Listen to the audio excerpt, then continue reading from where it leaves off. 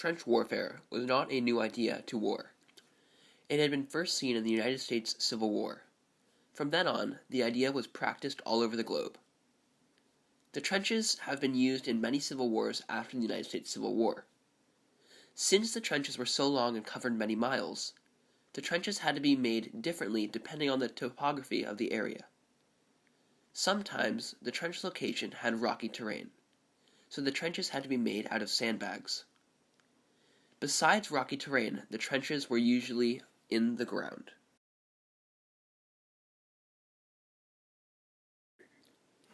In the very beginning of the war, the Allies brought 140,000 Chinese laborers to build the trenches. 40,000 Chinese laborers went to work for the French, and 100,000 went to work for the British. This was the biggest amount of work that the Chinese did in World War I. The trenches were 400 miles long in diameter. They stretched from Switzerland to the North Sea. The length of the trenches is 25,000 miles long due to the winding turns of the trenches. In between the two sides, there was a thing called no man's land. In no man's land, there were few inhabitants, and the towns were completely ruined due to fighting. As well as the length of the trenches, the British were in charge of what came through the North Sea. They let only their own battleships and harmless boats through, such as fishing boats. The British sunk every ship that seemed suspicious to them.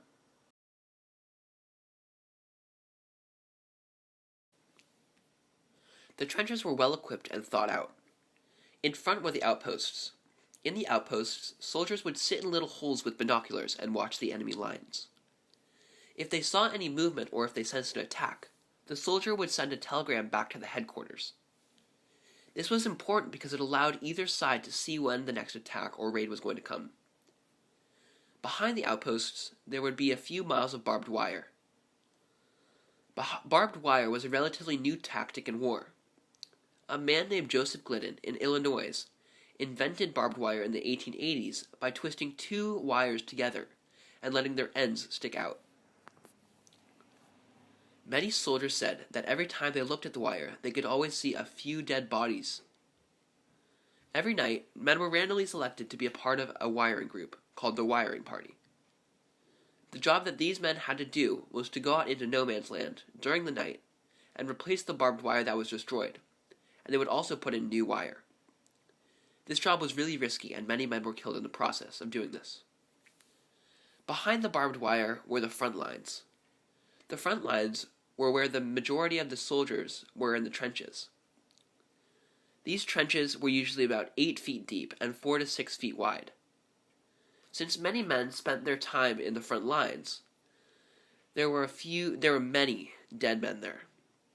This was the reason why the trenches were 8 feet deep. If a soldier was killed, he would be placed under a wooden slab, under where the soldiers walked.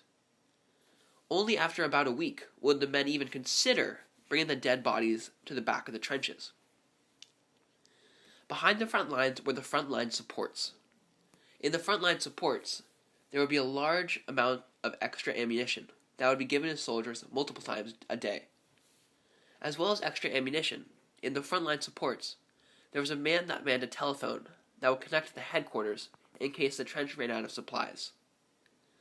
The front line supports were usually buried underground so that their ammunition and people manning the telephone could not be tampered or damaged. Behind this was the first support trench. This was the trench that was used as a medical bay for wounded soldiers. Behind that was the final artillery line. This is where the machine guns and mortars were. The machine guns and mortars were said to have been able to cover the whole of the barbed wire. Behind the artillery lines were the large supplies of extra ammunitions, and railroad tracks that would bring supplies to different trenches. Connecting all of the trenches were trenches called communication trenches, and, by the title, they were used to communicate information to various lines of the trenches.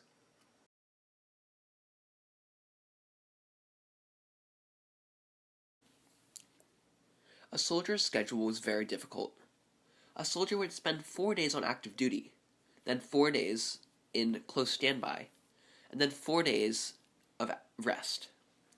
While a soldier was on active duty, he would go without sleep, for 4 days and fight the whole time.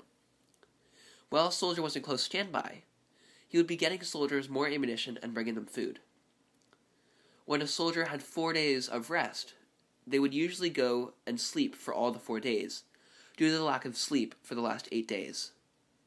Some recurring problems that the soldiers usually faced were from weather and from boredom. Many days, there was a lot of rain, and this led to the trenches becoming muddy and making the walls wet and making the walls cave in. Living in the trenches was very bad because there were many dead people and rotting food lying around. One of the main causes of death in World War I was disease, and this was because of the rotting bodies in the trenches. During a war, soldiers were not able to take the dead bodies to the medics because they were meant to stay in the front lines. Trench warfare finally ended when the Allies made a breakthrough and were able to ambush the enemies. This happened in late July 1918.